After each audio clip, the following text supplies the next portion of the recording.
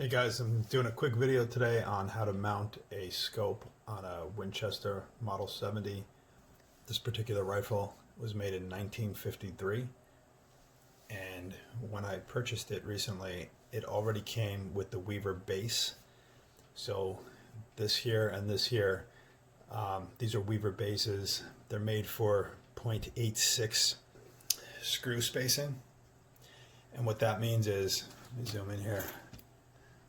The distance between that screw and that screw, if you measure center to center, is 0.86 inches. And this, you can see, is numbered 47. And this one is numbered, you can see that, 46. Okay, and those are made by Weaver, and you can find them. I think they're aluminum, and they are. I'll post a chart where you can see you match the right one up for your rifle. All right, so once you have that, that's essentially the base, okay? Then you need to know how high does your scope have to sit on top of the rifle, okay? So for example, I'm mounting this scope here, and you know, if I were to just lay it right here, let me zoom out a tad. If I were to just lay it right here and try to work the action, you know, it's gonna hit into it right there, right? So it has to be elevated. The question is, how much do you elevate it, okay? So you wanna elevate it as minimal as possible, but still be able to work the action, okay? So what you do, one way of doing this is you take a stack of pennies or any other kind of shim and you put it right here. And then you do the same thing on the other side. Okay, you get those where you want them. Put your scope on here again, and what I would recommend doing is actually taping the pennies. You know, just use some of this painter's tape to stabilize them. Otherwise, you're just going to keep knocking them over with the scope. But once you do that, tape them there so they stay in place. Put the scope on top, and then work the action. All right. So now that the tape's down, we'll put the scope on top, and just try to work the action. See how it clears? So now that you know you got the right height, what you do next is you just measure, well, how much, what's the height of that stack of pennies? Do that. I mean, you could use a ruler. It will certainly work. Okay, so you take your stack of pennies. Now I'm using a caliper, and well, first of all, depending on millimeters or inches, I'm going to set this for inches because that's what Weaver lists their heights for the rings at. So you can see this is 0.34, okay? 0.33, depending if I go to the end, 3.4. So anyway, you get an idea of how much this height is. Oh, by the way, I just wanted to show you the distance between here to here. This is the 0.86, what I was talking about. This is, so I'm going to set this for exactly 0.886, and you can see it goes middle to middle from screw to screw here. All right, and that's how you know the size of the base. All right, so now we got that out of the way, you have to order rings. So there's a chart that I'm going to show up on the screen here. And that chart shows you the different height of the rings that Weaver sells. So for example, in my case, I had to get high. So high was like anything over 0.36 or something. I don't know the exact value right now. But these are the high rings, and these mount on top of these bases.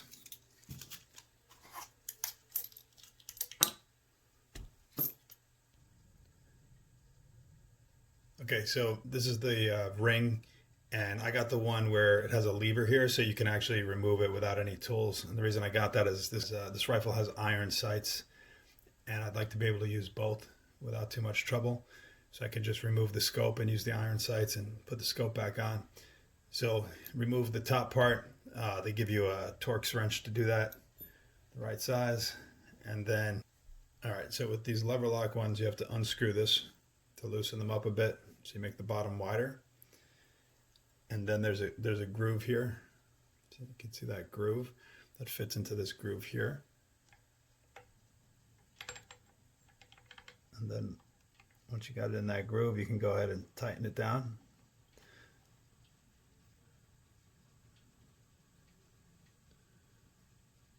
I'm just snugging it for now. And then sit your scope on top. Okay.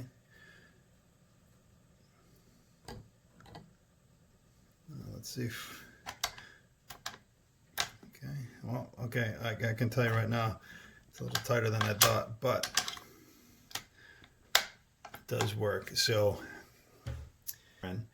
but anyway, luckily when I open the cap, I can still work it, and it is literally, I mean, it couldn't possibly be tighter in terms of the fit there. So it's the absolute, these are the lowest I could ever go with this rifle, but it fits perfectly. So I'm going to tighten the top down, and let's try it again. Also, you know, you can get this, let's see if this is even, no, I mean, basically the length of this tube, this is only going to sit in that one spot.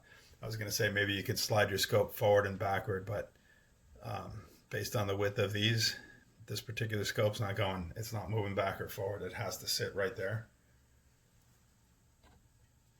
So just get it level.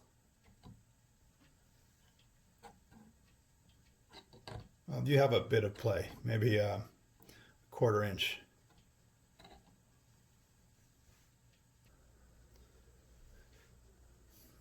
Okay, so now I've reattached the top of the ring here and here. There's just one screw on each side, one screw here and here. I left everything loose so that I could still maybe shimmy it around a little bit to make some final adjustments, and just double check that the action still is clear, and that's good. I just wanted to show with these particular mounts, with the lever mounts, if you wanted to take them off, I'm going to hold it like this. You just basically unscrew them.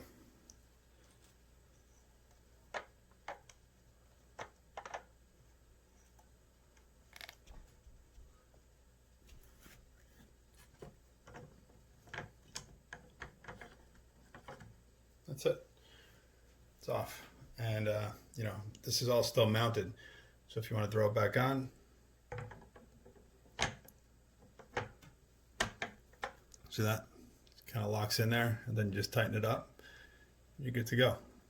So just to show you, if you want to see the iron sights on this particular rifle, just flip this up, and you have that. So you got one there. It's the back sight, and then you have the front sight right there.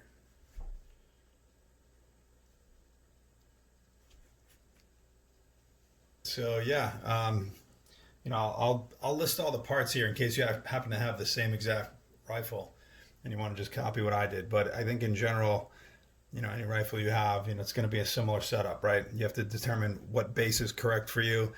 You might want to go Weaver style like I did, or you might want to go with Picatinny rail. And then you have, once you have your base, you have to get the rings. The rings have to be the right height. They also have to be the right size for your scope. So this scope is a 1-inch tube. There's also, I think, a 40mm tube. So you have to get the right ring for your scope. And once you get that, you know, you can take it to the range and sight it in and that sort of thing. But this is just the basics here. So I hope this helps someone. If so, please like, share, subscribe, and have a good one. Thank you for watching. Take care.